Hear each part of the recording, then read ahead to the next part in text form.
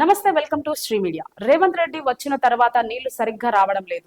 4 రోజులకు ఒక్కసారి నీళ్లు వస్తున్నాయి. ఇప్పుడు ఆ నీళ్ల మీద కూడా బిల్లు వసూలు చేస్తాను అంటే ఇంకా రేవంత్ రెడ్డి గెలవడు.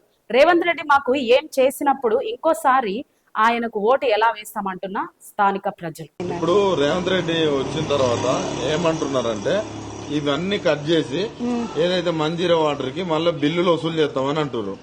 రేవంత్ రెడ్డి ఆయనది ఏముంది, ఆయన కూర్చున్న కాడ అన్ని చేస్తాడు. ఇక్కడ మాకు వాటరే వస్తలేదు, గంట ఇప్పుతాడు 4 రోజులకు ఒకసారి. ఫ్యామిలీ పెద్దగా ఉన్న వాళ్ళకి ఏం సరిపోతే వాటర్ సరిపోకుంటే మళ్ళీ మేము కొనుక్కొని తీసుకున్నాం అవుతుంది. మళ్ళీ ఒక గంట అది కూడా స్పెషల్ కూడా కాదు, సన్నం ఇప్పుతాడు.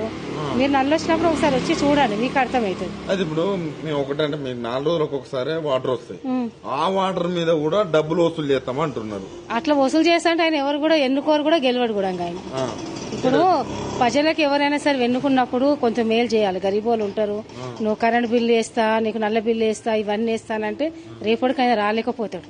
పబ్లిక్ కొద్దిగా ఏదైనా మంచిగా చేస్తే ఆయన రాగలుగుతాడు, ఆయనకి ఎన్నుకోగలుగుతాం. ఆయన ఏం చేయనప్పుడు ఆయనకి ఎట్లా వేస్తాం ఓటు? మాకు కేసీఆర్ ఉన్నప్పుడు కొద్దిగా అయితే మాకు పర్వాలేదు, ఈయన వచ్చిన వీనికైతే అంతా మాకు ప్రాబ్లం అనిపిస్తుంది. ప్రతిదీ రేటు, అన్ని రేట్లు పెంచారు. పెట్రోల్ కానీ మేము ఇప్పుడు ఐటమ్ అమ్ముతాం, మేము గోల్డ్ అవిటి మీద కూడా రేట్లు, మళ్ళీ జీఎస్టీ అంటే అవి అంటే ఇవంటి ఉన్నాయి. ఇప్పుడు మాకైతే గరీబులకైతే ఎలాంటి సౌలతి లేదు.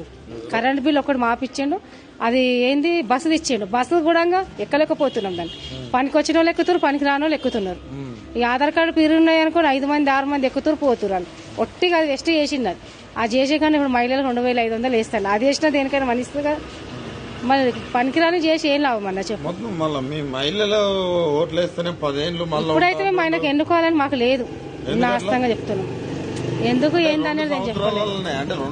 1 సంవత్సరం కూడా కాలేదు ఆయన, ఇంకా 5 ఏళ్ళు కూడా కాలేదు ఆయన. అంటే ప్రజలకు మంచి చేస్తే ఎవరైతే ఏమన్నా పదవులు ఉండాలనుకుంటాం. ఇక్కడ వాళ్ళు అయితే మాకు ఎవరు కూడా ఎలాంటి హెల్పింగ్ లేదు. ఇప్పుడు జూబ్లీస్ కిందకే వస్తుంది కదా. ఇంకా ఆయన గోపీనాథ్ కొద్దిగా మంచిగా ఉండే పాపం. ఆయన ఏదైనా ప్రాబ్లం ఉన్న ఆయన దగ్గర సాల్వ్ చేసేటోడు వచ్చేటోడు, ఇక్కడ తెలుసుకునే వాళ్ళు గరీబోళ్ళు ఉన్నారు, ఇక్కడ ఇళ్లలో పని చేసుకొని అందరు బతికేటోళ్ళు. ఆయన మంచిగా ఉన్నాయని ఆయన పోయిండు.